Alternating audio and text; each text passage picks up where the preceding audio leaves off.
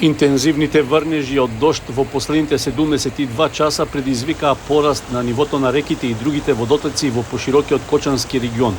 Состојбата постојано се следи поради заканите од излевања и поплави.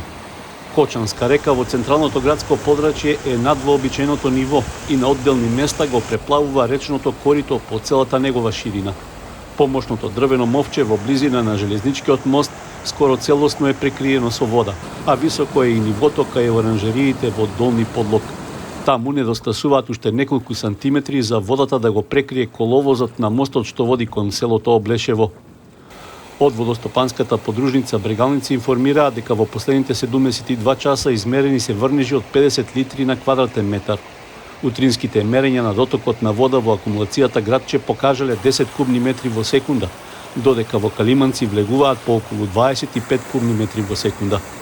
Според состојбата на терен, водостојот на реките продолжува да расте, но засега нема поголеми проблеми. Излевања во ризните ниви има на реката Зрновка во близина на низиниот влив во Брегалница, како и на Масалница пред мостот кај Грдовци. На повеќе локации по текот на Кочанска река од браната градче до Бавчалук има излевања, при што се поплавени бавчи и објекти.